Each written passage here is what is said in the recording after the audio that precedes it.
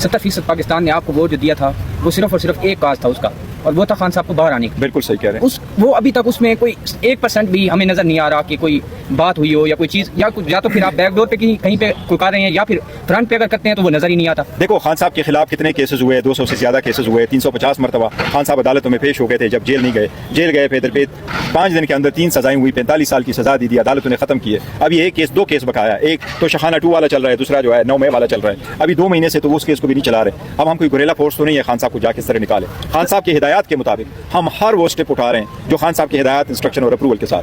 हम मिलते हैं, इंस्ट्रक्शन करते हैं, उनको ब्रीफ करते हैं, वो बताते हैं। ये जिस तरीके से आप कह रहे हैं ये हमें भी अंदाजा है। जहाँ जहाँ हम जाते हैं वो सारे लोग कहते हैं खान साहब को बाहर कब उठाओगे। मैं एक जगह गया था फातिहा के लिए, वहाँ आम लोगों को पता चला कि मैं आया हूँ। एक बाइक वाला बंदा आगे बढ़ गया, उसने कहा चेयरमैन साहब रुक जाए। उन्होंने कहा जी उस वक्त हमारी डायलॉग चल रही थी हुकूमत के साथ। वो बाइक रुक के वापस आता है, मुझे कहते हैं कि आप डायलॉग क्यों करते हो खान के लिए? खान को तो वैसे रिहा होना चाहिए। इसीलिए ये तो है, लेकिन हम तभी तो हम कह रहे हैं कि